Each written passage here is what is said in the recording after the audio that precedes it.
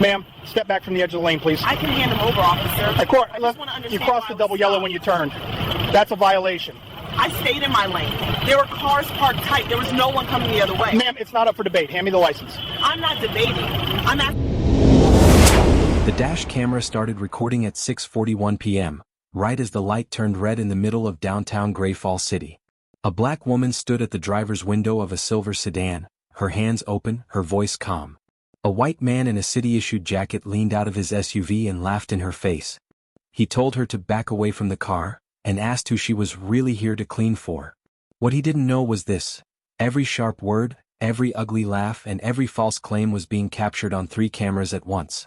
And the woman he was talking down to had spent years leading people through war zones where mistakes meant death. That be why the end of the night, that footage would shake City Hall, ruin careers, and remind everyone watching that silence does not mean weakness.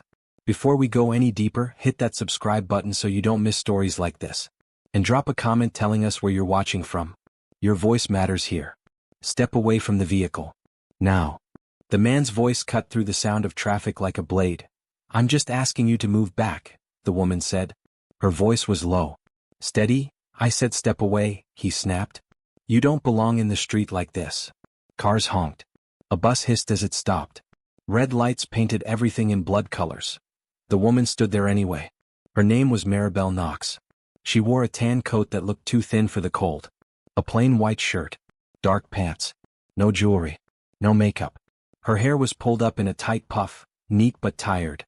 Around her neck hung a plastic badge on a blue lanyard, turned sideways so the front could not be seen. In her hand was a phone, screen cracked, recording. The man was Eldon Rourke, a city traffic supervisor with a badge clipped to his chest and a temper that showed fast.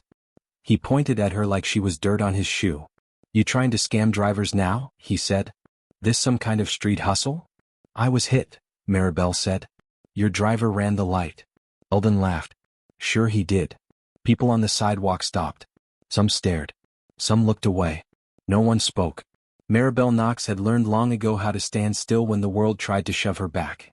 She was 42 years old, with deep lines at the corners of her eyes from years of sun and stress. Her hands were strong, marked with old scars most people never noticed. One thin white line crossed her knuckle, a gift from a metal door in Kandahar. Another mark near her wrist came from shrapnel she never talked about. She drove an old sedan because it worked and because she liked it quiet.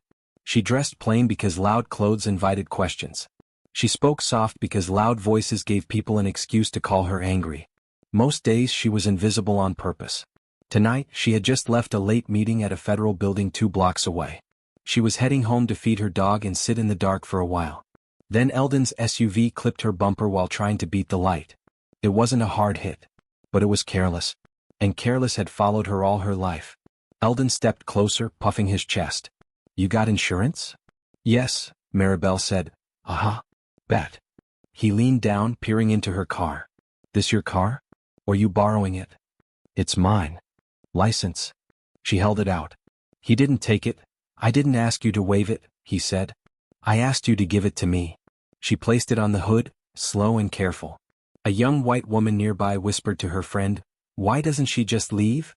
A man filming from across the street muttered, This is messed up. But he didn't move. Eldon smirked. You work around here?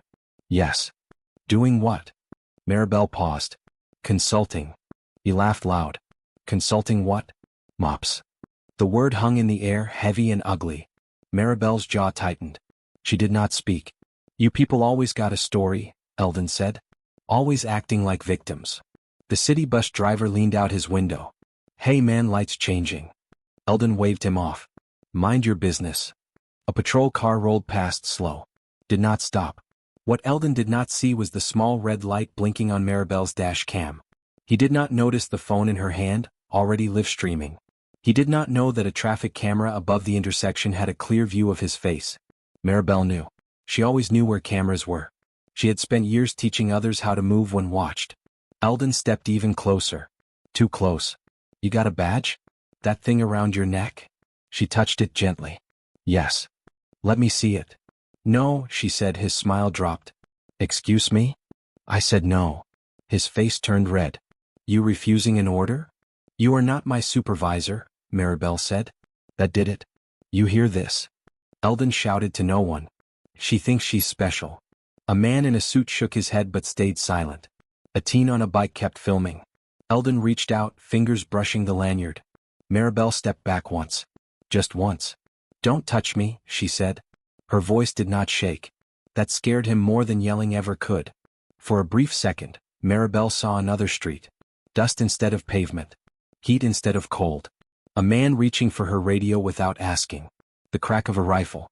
The sound of someone screaming her name. She blinked it away. She was here. Not there. Eldon scoffed. "You gonna cry now?" "No," she said. "I'm going to wait." "For what?" "For you to finish." That answer confused him. Sirens echoed far away. The light turned green then red again. Traffic piled up. Phones stayed raised. Eldon finally grabbed the badge and flipped it over. His smile froze. Just for half a second. He looked up at her face then back at the badge. The letters were small but clear. He swallowed. "What is this?" he asked. Maribel said nothing. He tried to laugh it off. "This some fake thing?" She met his eyes. "Come. Cold, no." A black SUV rolled to a stop behind Eldon's car. Then another. Both tinted. Both unmarked. Doors did not open yet. People noticed. Eldon's voice dropped. "You set this up?" Maribel shook her head. "You did." A tall man in a dark coat stepped out of the first SUV. His posture was straight. His eyes sharp. He looked at Maribel and nodded once, with respect. Eldon's mouth opened. "Close." The man spoke loud enough for cameras. "Ma'am, are you okay?" Maribel nodded. The man turned to Eldon. "Sir, step back. Now." Eldon's hands shook. "Who the hell are you?" The man did not answer him. He reached up and touched his own badge. Gold. Heavy. Real. The street went quiet. Maribel finally spoke. The tall man's badge caught the street light and threw it back like fire. "Gold. The kind of badge you don't joke about and don't question twice." Eldon Rourke took one step back without meaning to. "I asked you to step away from her," the man said again. His voice was calm but it carried weight. The kind that pressed on your chest. Eldon swallowed. "This is a traffic issue. City business." The man tilted his head. "It stopped being city business the moment you put your hands on a federal officer." The word federal hit the crowd like a dropped plate. Maribel Knox finally unclipped the lanyard from her neck. She turned the badge around and held it up herself. Cameras zoomed in. Phone shook. Her name. Her photo. And beneath it, clear as day. United States Defense Intelligence, Senior Operations Director. A woman near the bus covered her mouth. The teen on the bike whispered, "Oh no." Someone else said, "He messed up." Eldon's face went pale, then red, then pale again. That doesn't mean." "It means," the tall man said, "that you just harassed one of the highest-ranking field leaders in this state." The second SUV door opened. Two more people stepped out. One was a black woman with silver hair and sharp eyes. The other was a white man with a limp and a scar down his cheek. They did not rush. They did not shout. They didn't have to. The silver-haired woman looked straight at Maribel. "Ma'am, do you want medical attention?" Maribel shook her head. "I'm fine." She looked at Eldon. He could not meet her eyes. What the crowd didn't know yet, but would soon learn, was that Maribel Knox had spent 23 years serving this country in places most people only saw on the news. She had led rescue teams through burning cities. She had pulled soldiers out of wrecked vehicles under fire. She had negotiated ceasefires between men who hated each other more than they feared death. She had medals locked in a box at home she never opened. She had buried friends. And tonight, she had been laughed at in the street and called a janitor. Maribel looked at Eldon now, really looked at him. He was smaller than before. His shoulders slumped. His mouth trembled. "You assumed," she said. Her voice was soft, but every word landed. "You didn't ask. You decided." Eldon tried to speak. I didn't know." "That's the point," she said. A police cruiser finally pulled up and stopped hard. An officer stepped out, hand already on his radio. "What's going on here?" the officer asked. The tall man turned. "Officer, this individual," he pointed at Eldon, "is being detained pending investigation for harassment, abuse of authority, and possible assault. All captured on camera." The officer's eyes went wide. He looked at Eldon, then at Maribel's badge. "Yes, sir," the officer said quickly. Eldon's knees buckled just a little. "You can't do this. I work for the city." Maribel nodded once. "So did I. For longer." Another voice cut in. A man in a long coat, breathless, pushing through the crowd. "Eldon, what did you do?" he shouted. It was Harvey Lott, a deputy from the traffic department. His face fell the second he saw the badges. "Sir," Harvey said, turning to Maribel, "I am so sorry. This does not represent us." Maribel looked past him. "It represents what you allow." That line spread faster than the video. Eldon was placed in handcuffs. The click echoed louder than the traffic ever had. Someone in the crowd clapped. One clap turned into many. Not loud cheers. Just steady hands coming together in quiet judgment. Eldon's voice cracked. "Please. I got kids." Maribel's eyes did not soften, but they did not harden either. "So do I," she said. "I just don't talk about them." The camera stayed on as Eldon was led away. His city badge was taken off and dropped into an evidence bag like trash. The silver-haired woman stepped beside Maribel. "Ma'am, Internal Affairs will contact you." Maribel nodded. "They already have my number." Across the street, a young black boy tugged his mother's sleeve.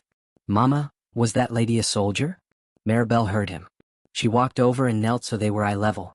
"I was," she said. "And I still am in my own way." The boy smiled wide. That moment was caught too. By morning, the video was everywhere. News anchors paused. Comment sections exploded. City officials released statements filled with empty words. But the footage did not lie. Eldon Rourke was fired before noon. An investigation followed. Then another. The city settled lawsuits quietly. Very quietly. Maribel did not give interviews. She went home. Fed her dog. Sat in the dark like she planned.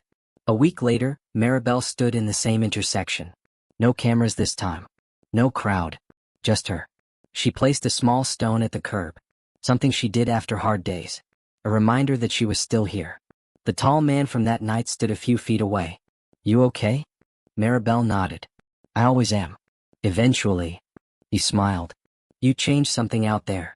She shook her head. "No. I reminded people of something they forgot." "What's that?"